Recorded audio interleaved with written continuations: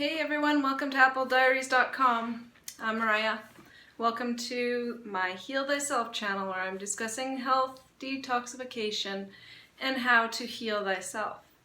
I wrote a post today on my website titled Aging, Deep Thoughts on Aging, really.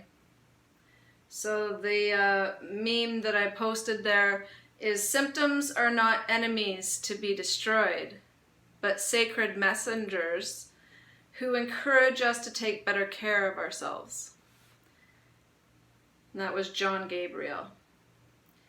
So what I wrote today, I'll post up on my website, and I'll also put it on Facebook on the various social media sites I'm on.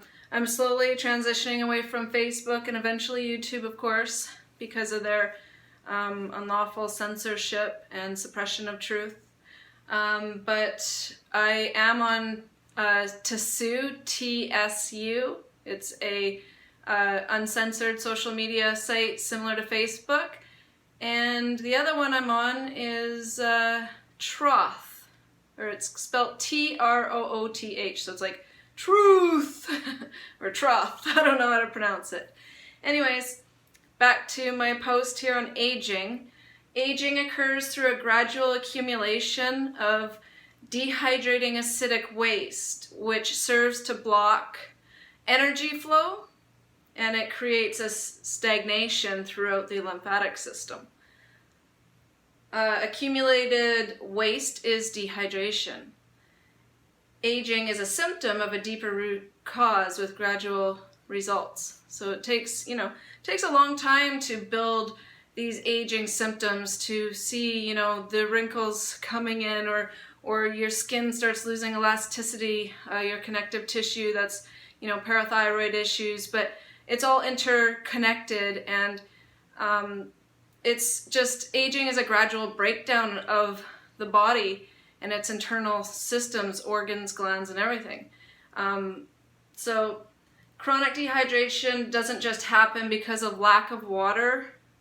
It happens over time through the daily ingestion of dehydrating, mucus-forming, salty, acid-forming, complex foods and chemistry, such as meat, eggs, dairy, fish, processed, fried, fast, preservative-filled, packaged foods, artificial drinks and alcohol, coffee, smoking, and poor air quality, and dehydrating, acid-forming pharmaceuticals. They definitely speed up the aging process. And the use of chlorinated, fluoridated, chemical-laden tap water, if you're getting that within, that's also speeding up the aging process. So there are many contributing factors, of course. Chronic dehydration causes premature aging symptoms, and arguably most of our aging symptoms, period. You see, I am certain that humans once lived considerably longer lives than we do today, even though this statement directly contradicts that which we are led to believe. I draw this certainty through my research, through books, older books written in the early 1900s, 1800s, from researchers and authors that I've discovered personally. And it's not easily obtainable information, that's for sure. And through acquired knowledge of the human body, its correct fuel source, and the fact that we humans are not eating or living in accordance with our species-specific diet. We're very far from that. I draw this certainty from experience so far, and through witnessing a few aging symptoms on myself reverse over time, combined with pure instinct, which everyone will jump all over this statement and use it against me, claiming that it's not scientific enough or peer-reviewed, right? So I always felt from a very young age that life seemed cruel on many levels, not just aging. I mean, why would we get a few healthy, youthful years only to grow old or to develop into old age, like a gradual weakening and acidification of the whole body? and into eventual suffering as a result. Like, that just doesn't seem fair, does it?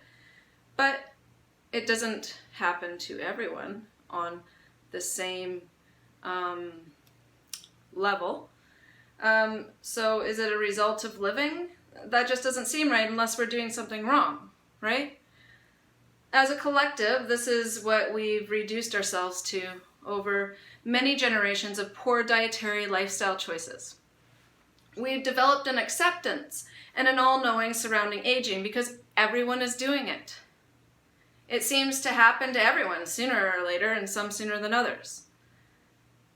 Now, I'm not saying aging gracefully in a healthful way isn't natural, just for the record. I mean, obviously, we all age and grow older and wiser and whatnot. I'm just saying that a lot of the symptoms that we experience from, say, the age of 50 and onwards don't have to be there if we are eating our correct species-specific diet, right? I mean, we shouldn't be getting massive pain and arthritis with which is just inflammation of, specific areas of the body and named accordingly. Like, that's just acidosis. That's just acids eating away. That's what pain is. It's acids. So, I mean, we can avoid this if we're eating in accordance with what foods we're designed to eat, but most people don't. So we experience these horrible, horrible symptoms in old age, and we just attribute it to being normal. But I'm here to say that's not normal. Back to my post. So, however, similar to the typical scenario, which we all know very well, where a group of individuals come together and one of those individuals is sick, that's an elimination, cold and flu-like symptoms. Not every single person in that group catches that sickness. Technically, no one catches it, but we can discuss germ theory at a later date. So some of the individuals do not experience those symptoms, while the rest do. This fact alone should entice one to dig deeper. It all boils down to the individual's inner terrain, one's current state of health. And the individuals who do not get sick are not in need of purging or elimination at that time. We do not catch sickness, we develop sickness, which is aging symptoms, is a form of sickness. And there is always a reason, because nature is brilliant and possesses an innate ability to heal if allowed to take its course when necessary. So all our problems arise from an initial lack of understanding followed by poor course of action as a result. Elimination, which is cold, flu, fever-like symptoms, is the body's attempt to throw off or eliminate excess waste as a form of protection. The doctors of today do not understand the body's eliminative process, for if they did, they would not proceed to treat or suppress the elimination process with synthetic drugs, surgeries, and disease-forming dietary advice. They are experts with harming the patient further in these types of cases. So they basically add insult to injury. Although I always say the doctors could not be the third leading cause of death, or medical error could not be the third leading cause of death if we humans didn't mess ourselves up so much that we had to go to them every time we experience symptoms. So it's kind of like a symbiotic relationship if you want to enter into, the third leading cause of death's realm.